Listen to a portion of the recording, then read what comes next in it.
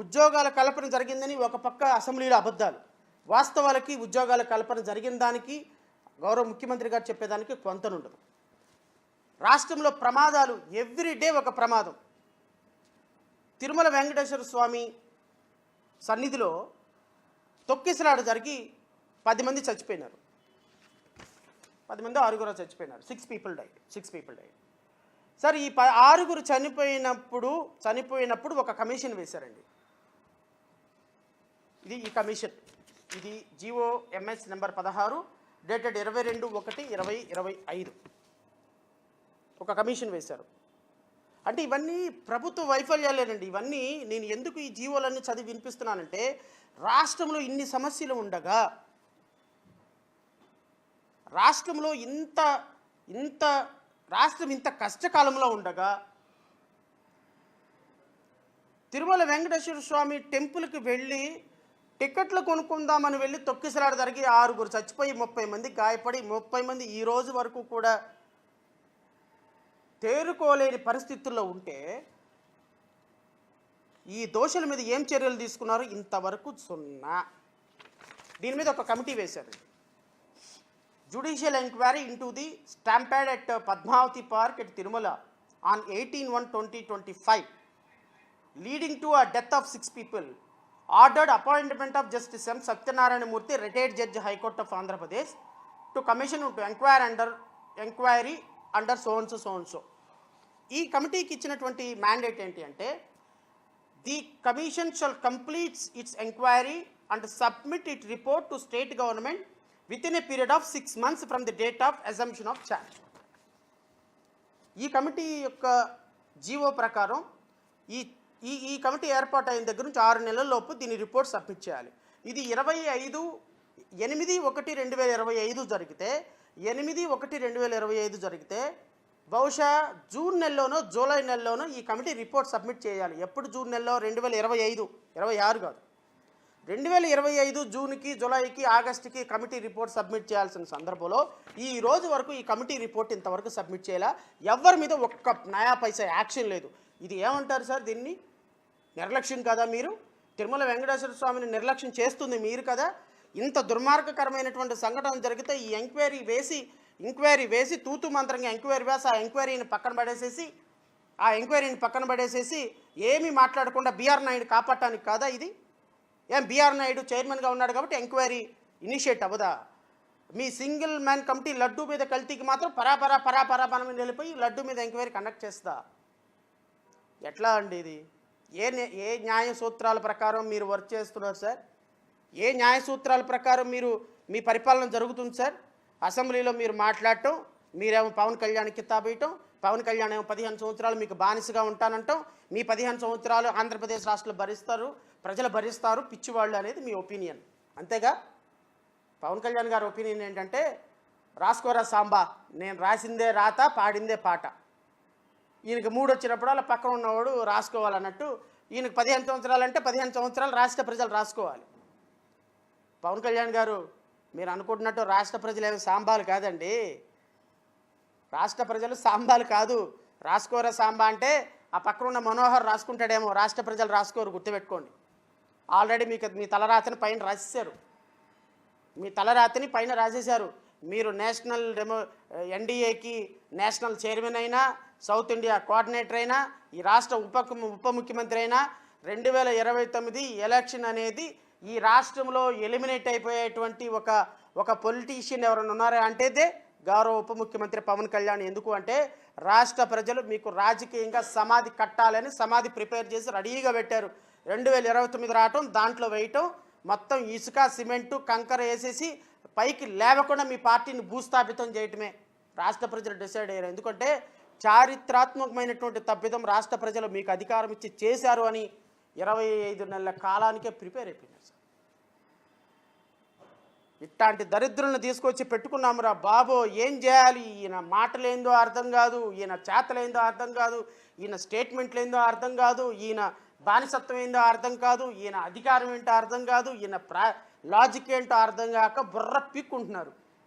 మీకు సినిమాలో ఒక డైలాగ్ ఉంది, నాకు తిక్కుంది దానికి లెక్క ఉంది అని. సినిమాల్లో ఉందేమో కానీ మీ తిక్కకి రాజకీయాల్లో లెక్కే లేదు. మీ తిక్కకి రాజకీయాల్లో లెక్కే లేదు. మీ తిక్కకి లెక్క లేకపోగా రాష్ట్ర ప్రజల ఆలోచన ఈ తిక్కని ఎట్లా అర్థం చేసుకోవాలో అర్థం కాక రాష్ట్ర ప్రజలకి తిక్కెక్కిపోతుంది, మీ జన సైనికులకి తిక్కెక్కిపోతుంది. 15 సంవత్సరాల పాటు మీ ప్రభుత్వాన్ని మొయ్యాలా? ఎందుకు మొయ్యాలండి? దీనికోసం మొయ్యాలా మీ ప్రభుత్వాన్ని? రాష్ట్ర ప్రజలు ఎందుకు మోయాలంటే మీరు మోసుకోండి, కావాలండి మీరే 15 సంవత్సరాలు కాకపోతే 20 సంవత్సరాలు మోసుకోండి. మిమ్మల్ని మోయాల్సిన అవసరం రాష్ట్ర ప్రజలకు లేదు. ఎందుకు అంటే అబద్ధాలతో కూడినటువంటి ప్రభుత్వం. ఈరోజు ఈ కమిషన్ ఎంక్వైరీ తిరుమల వెంకటేశ్వర స్వామి దగ్గర వేసిన కమిషన్ ఎంక్వైరీ ఏమైంది? ఎవరికి తెలియదు, ఇంతవరకు రిపోర్టే లేదు. సింహాచలంలో గోడ కూలి 10 మంది చచ్చిపోయారు, ఏమీ లేదు.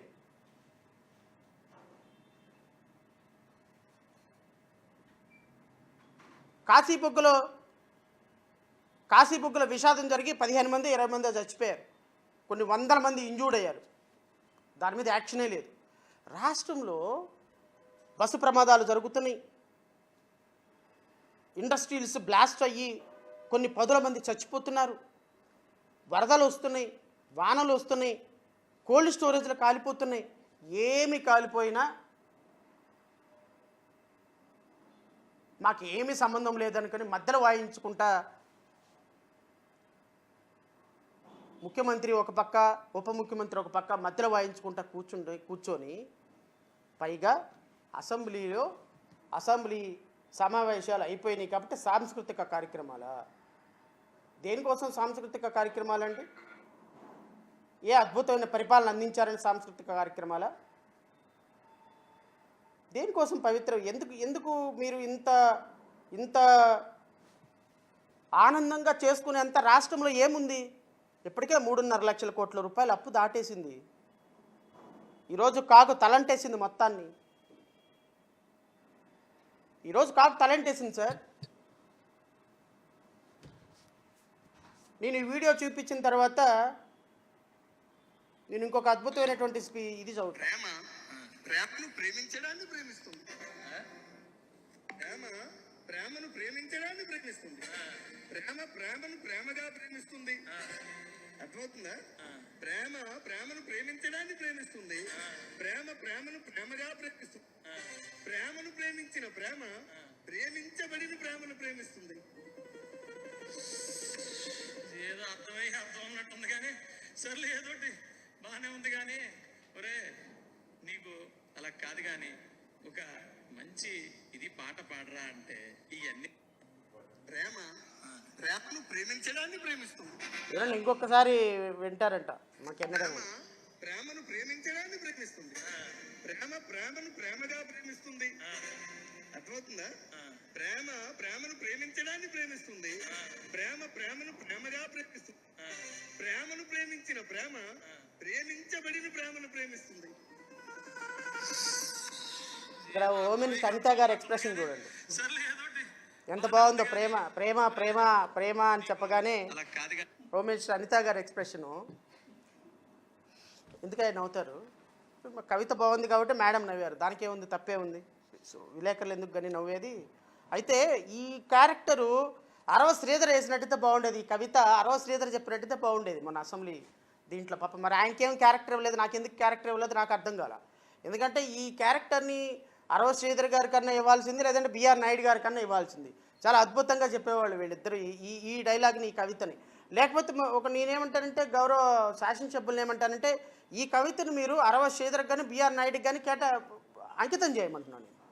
ఎందుకంటే ఈ ప్రేమను ప్రేమగా ప్రేమిస్తుంది, ప్రేమగా ప్రేమిస్తుంది అంటే గౌరవ హోమ్ మినిస్టర్ గారు నవ్వుతున్నారు. ఎందుకంటే శాసనసభలో శాసనాలు చేసేటువంటి శాసనసభ్యులు ఇంత చీప్గా, అంటే ఇంకా చాలా వీడియోలు ఉన్నాయి నేను ప్లే చేయడానికి.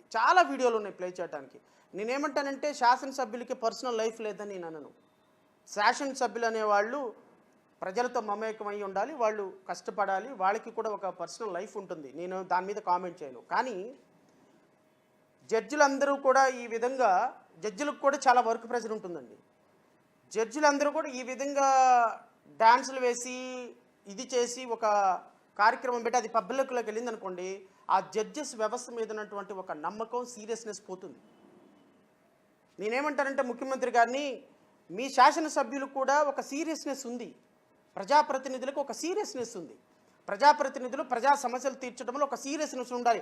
పవన్ కళ్యాణ్ లాగా, గుడుంబ శంకర్ లాగా డాన్సులు వేసేవాళ్ళు ఎమ్మెల్యేలు కారు, ఉప ముఖ్యమంత్రులు కారు. వాళ్ళని ప్రజలు అప్రిషియేట్ చేయరు. సినిమాల్లో వరకే అది. ఈ కళాత్మకమైనటువంటి కళా హృదయాలన్నీ కూడా అండర్ గ్రౌండ్లో ఉండాలి, బ్యాక్ డోర్లో ఉండాలి, కట్టను వెనుక ఉండాలి. కానీ పబ్లిక్లోకి వచ్చిన తర్వాత people expected something from you. ఒక న్యాయమూర్తి దగ్గర నుంచి ఒక సీరియస్నెస్ ఎలా ఎక్స్పెక్ట్ చేస్తామో, ఒక లాయర్ దగ్గర నుంచి సీరియస్నెస్ ఎలా ఎక్స్పెక్ట్ చేస్తామో, ఈవెన్ ఒక ఎమ్మెల్యే దగ్గర నుంచి, ఒక ముఖ్యమంత్రి, ఉప ముఖ్యమంత్రి, స్పీకర్ దగ్గర నుంచి కూడా అలా ఎక్స్ప్రెస్ చేస్తాం. అలాంటి చేసే వ్యవస్థ మనది. దాన్ని అబాసుపాలు చేయొద్దు అంటున్నాను.